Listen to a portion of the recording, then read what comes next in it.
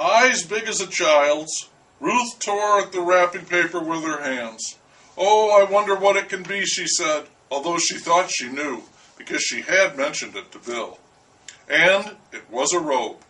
Ruth stood up and gasped and lifted it, unfolding it, flowing it out of its box. Oh, what a robe it was! Ruth blushed as she held it up. "Oh, it's beautiful, Ruthie," Millie said. "So flattering." And so it was. It was so feminine. It was a gorgeous, lush tangerine shade, form-fitting, pinch-waisted, full length, with a sweeping skirt made of the sheerest, silkiest new fiber, one of the synthetics. Ruth said it looked like something Loretta Young would wear, and she could hardly stop blushing. Then Ted got up from his chair, went over to the tree, knelt down and reached for his package. It was beautifully wrapped. The store had done it, free of charge, and with a great big red ribbon bow. "Here, Millie," he said, proudly. "This one's for you." "Oh, Ted," Millie said, blushing now herself. "You shouldn't have. We promised." "This isn't from me," Ted said, and he showed her the tag that said, "To Millicent, love, Santa." "Oh, Ted," Millie said, and she started crying. "Come on, Mill, open it," Ted said. Millie carefully opened the package, her eyes still swimming with tears. She wiped them from with the backs of both wrists as she undid the bow and removed the brightly colored paper. The box told her what store the present had come from, and her hand shook as she opened it. "Oh, oh, oh," she was saying, and then the lid was off and she could see it, the robe Ted had bought for her. She hesitated for one breathless moment, then reached into the box and lifted it out, almost like taking an infant out of a bassinet. "Oh, look," she said, as she held it by the shoulders and let it unfold. "A robe." For another breathless moment, no one in the room said a word, only stared at Millie's robe. It was, unmistakably, a man's robe, in large size, a brown and white houndstooth design, made of pure wool. Expensive? It must have cost 3 times what Bill had paid for Ruth's robe. The material was rough and scratchy, nearly unbearable. Donning it was pure torture, like putting on a hair shirt, doing penance for sin. But Millie threw it over her shoulders and hugged it to herself as if it were a royal garment made of satin. And she said, "Oh, Ted, it's beautiful. I love it. I just love it." And she did love it, because it had come from Ted. Ted was absolutely beaming, certain that he had pleased his bride beyond all expectation. Millie looked over at Ruth and said, "Oh, Ruthie, isn't it beautiful?" Ruth could see the mistake her dun-cluck brother had made, but she could also see that Millie didn't want her to spoil the moment. "Yes, it is," she said. "It's gorgeous." And the 2 women modeled their robes and kissed their husbands and proclaimed themselves to be the luckiest gals on earth. Millie never said a word about the robe, never gave a sign that she didn't think it was the best in the world. To her, it was.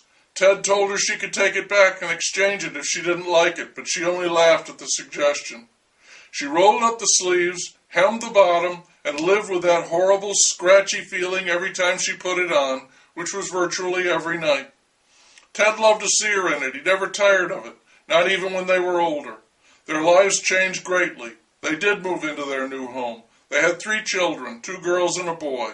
Millie had a hysterectomy. Ted's doctor ordered him to stop drinking, and the robe reminded him of when they were young and he had come back from the war, and all they had was each other and their whole lives before them. About 5 years after that Christmas, it was the year they moved into their new home. The year after their first child, a girl, Robin, was born. They went to see a movie entitled The Robe. They didn't go out much. They were saving their money, but this was special, a treat. Everyone was going to see it. It was a big hit. It was the first movie ever filmed in CinemaScope on a wide screen, and the story, a biblical epic, was supposed to be as grand as the size of the picture. CinemaScope was going to be Hollywood's larger-than-life answer to television, which was just beginning to be popular. Bill and Ruth had a television, and sometimes Ted would go over to watch a ball game or a Friday night fight with Bill. Millie had read the book, so she already knew the story.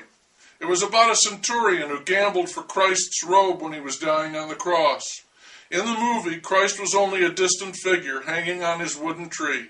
Christ dies and the centurion wins the robe, which is said to have special powers, but it's taken away by his servant, who is a believer, a Christian. A lot more happens, but the important part is that the soldier falls in love with a woman who is also a Christian, and the Roman consul Pontius Pilate finds out and questions the soldier about his loyalty. The soldier is not a believer in Christ, but he is in love with the woman, and to prove his loyalty to Rome, he must renounce her.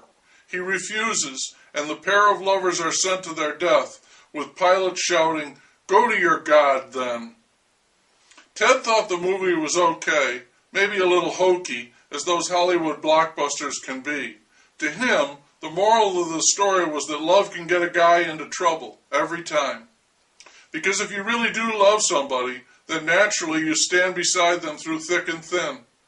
Millie loved the book and the movie. For her, the story was special in a small, private way, because she thought she understood about a robe somehow having special powers. Not in a mystical way, but in a romantic one. She felt that way about the robe Ted had given her. It was so much more to her than just a robe. Love to Millie was all about devotion. Love, for Millie, was more real than religion. Love was sacrifice, suffering, and silence. Love endured.